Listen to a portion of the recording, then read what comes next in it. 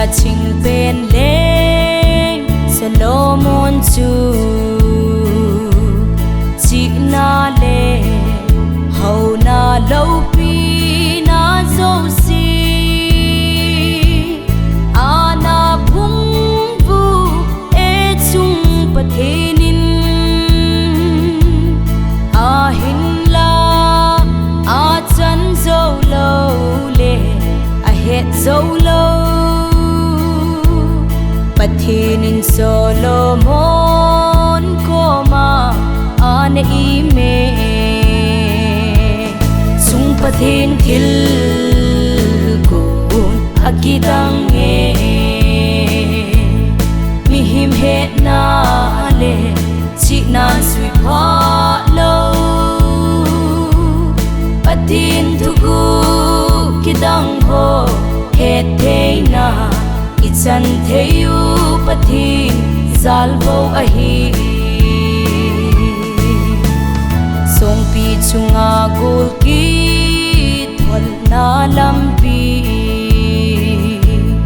Giêsu chu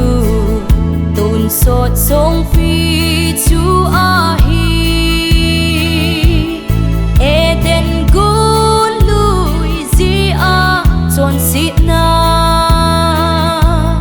Giêsu Christ stan mi him te chon sit na zo si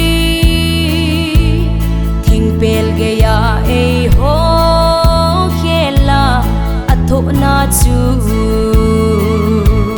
chung pathin thil kun akidang nge mi him het na le chi na sui pha lo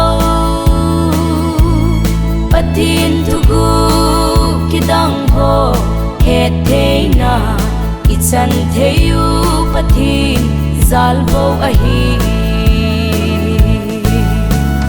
tui pi chunga kung ki tol na lampi Jesun a pe hin tui don zo si chu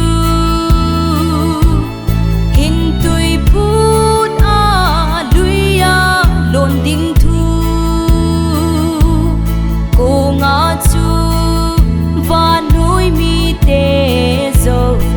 so chat na Krista ami zo si so chat now thu chu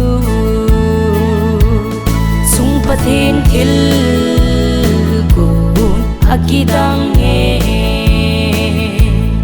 mi him het na le chi na sui pha lo pathin thu gu kidang ho het the na ichan theyu pathin zal vo a hi nunga agul hang ki lung si na lampi Solomon labu aki sun zo si ban mi him a ngai lu na thu gu e hose su Krista mo chu i hiu ve leng Krista chu i in nei pu u chu a hi sung pathin thil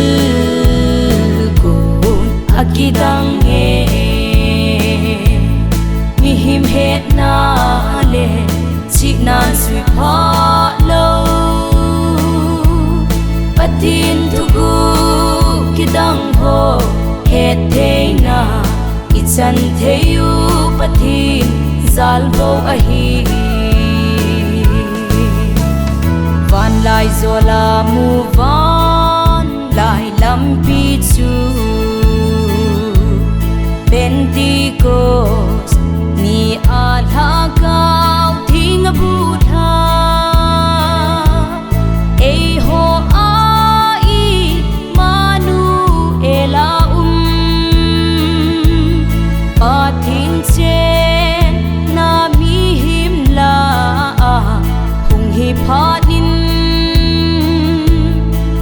Solomon het lâu ho chu apung do tai sung pathin thil gun akidang nge mi him het na le chi nan sui pha lo patin thu gu kidang ho het the na ichan theyu pathin zal bo ahi